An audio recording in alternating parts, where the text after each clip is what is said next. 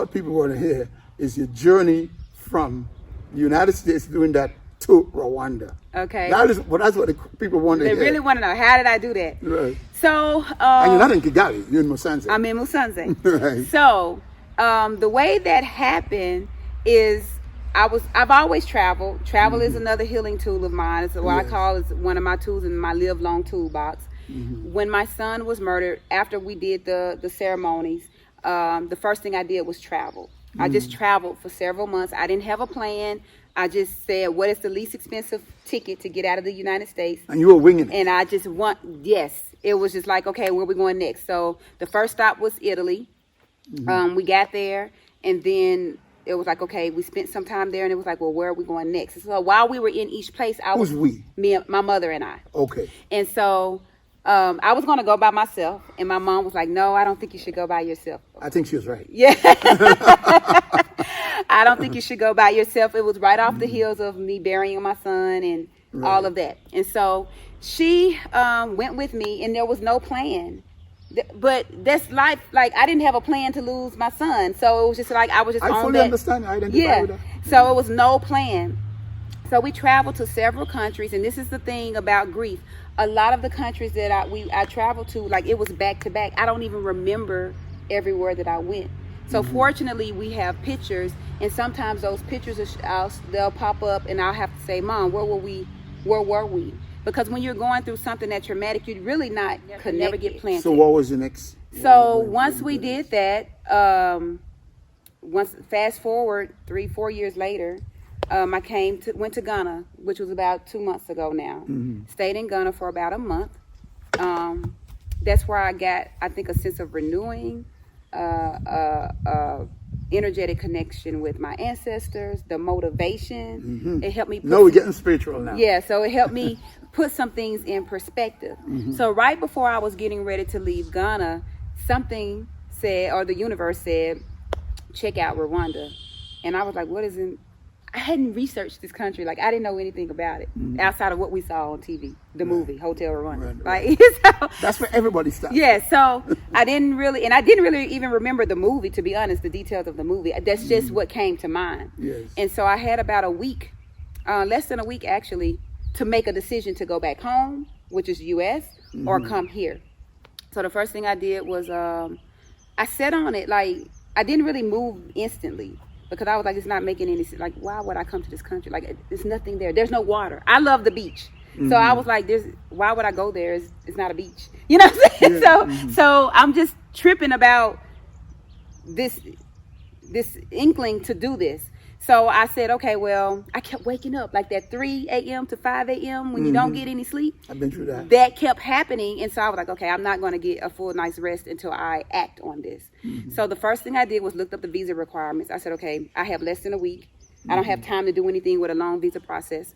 Let me see if I can get a visa on arrival. It was like, okay, you can get a visa on arrival. So that knocked out that excuse. So then I started researching, looking at YouTube, Googling to see how the country looked. So the first thing that got me was it was safe and it was clean. So as soon as I saw safe and clean, I was like, all right, what's the worst that can happen? It's safe and it's clean. So I told my mom, because my mom was in Ghana with me, and I said, I don't think I'm going back to the United States. I think I'm going to go check out Rwanda. And so, and it's so funny because even before I made the decision, I was like, I don't think I can visit Rwanda, but I don't think I can ever live here. So it's funny because I'm living in a very place that I said I didn't think that I could ever live. And so I came and I focused for 30 days. I stayed in the city of Kigali, and I just focused. I didn't try to visit anywhere else. I just focused on the country so that I can understand why am I here? Is it a place that I can stay for a long period of time? Do I feel comfortable here? Because it wasn't a plan for me to be here anyway. So I was really more on just a searching. And so came here. The first time I came, it was on a tour. To Musanze. To Musanze. It was on a tour. And when I first came to Musanze, I was like, again, I can't live here. I can't live here. And so I said, I can do the city, but I don't think I can do Musanze. That's what because I was like, I don't know. That's what you think when you come here for the first time. For the first time. Yeah. And so I said, okay, I really like the vibe of Rwanda. And I think I can stay an extended period of time. So I started initially looking for somewhere to stay in Kigali. But it wasn't resonating with me. It was like, no. So the person who was helping me locate a property, he said, for the things that you want to do, if you give me an opportunity, I want to show you a place in Musanze.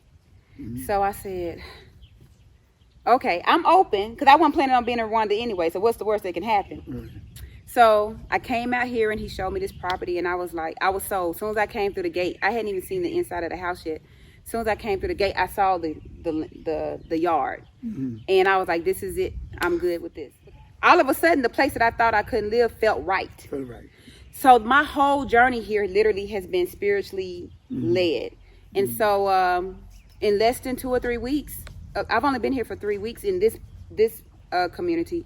And in less than 3 weeks, probably the second week I was here, is when someone was introduced to me and told me about the Red Rock Cultural Center. Mm-hmm. And that's how I ended up working with the ladies. Mm-hmm. So me thinking that I was supposed to be helping the women, which I still do in the United States, it really wasn't that. This is where I was supposed to be. This was calling you. Mm-hmm. This was a spiritual. Plan on doing anything. Let me ask you this. There are a lot of people like you back home, mm-hmm. Particularly women, black women, mm-hmm. Who travel a lot, and they go on instinct a lot. Mm-hmm. But they have not gone down the journey that you have because of what happened with your son and all that kind of stuff. If you want to tell them about Rwanda, okay, what would you tell them? I mean, what could you look into the camera and tell the sisters back home about coming to Rwanda? Should it be on your bucket list? It's something you should make a priority? I mean, from where you stand, if someone were to ask you that, what would you tell them? I think that it should be on your bucket list. It's a beautiful country. I love the people here. Everybody is very friendly. I'm telling, I've been able to transition so easily because the people here mm-hmm. Are very helpful. It hasn't been one person that I've walked up to and asked for help and they didn't help. That's and no true. One feels like a stranger. People instantly feel like family. And that's the local people. We're not even going to get on the repatriates, like those of us who have come here mm-hmm. On similar or whatever journey it may be. Everybody is collaborative. There's no sense of competition. Everybody is here to try to help. As far as safety, people always say, is it safe? I'm single, I'm here by myself. It is very safe. I don't feel afraid to walk down the street. That was something that I noticed the second night that I was here. Mm-hmm. I didn't just get up and walk down the street in Ghana, not one time. But when I was not one time. But when I was here, I just felt free. I just got up and started moving around. Like I didn't feel inhibited. Right. So that felt really good to me. So I would say women who are on the journey, come see. It's not for everybody. I'm personally a person that I like a slower pace. Mm-hmm. So this works for me. If you like a faster pace, the city may work, or this may just be a place for you to visit. 'Cause I'm not a party person. Right. So I would say if you're a party person, check out the city of Kigali. If you like low-key relaxation, Musanze is the place for you. Cause I like if Kigali don't suit you, go to Nairobi. Go to Nairobi. For God's sake, they party there every day. Yes, go to Nairobi. That's where all the partying happens, from what I was told. I haven't made it there yet, but I am going to visit. I mentioned that I was a water person. I love, like when I was living in the UAE, mm-hmm. I had a panoramic view of the beach. I went to sleep to the sounds of the ocean. Mm-hmm. And so my compromise was that there's a beach right in Kenya. Mm-hmm. Tanzania is not far. Zanzibar is not far. So I have access to the beach if that's what I want. Okay. So yeah, I would say come. Okay. All right. Now, there's 6 of us here, expatriates mm-hmm. from the United States in Musanze. I'm the only brother. All you guys are women. Yes.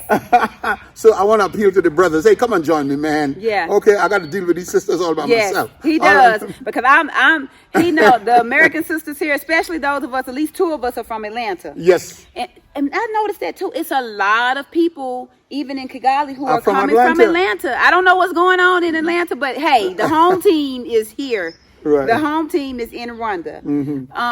But yeah, he do have to put up with us because we, you know. I love the sisters. I love my sisters. He have to put up with us. I love black women, boy. we are, you know, we are one of a kind. So, and I think everybody here so far have a nice house. That they Yes. like. Yes. So, folks, come home. You're coming to Africa, come to Rwanda. Yeah. All right. So, I'm going to wrap that up now and say, well, you know, USA, here we are, Yes, baby. we are here. We are here.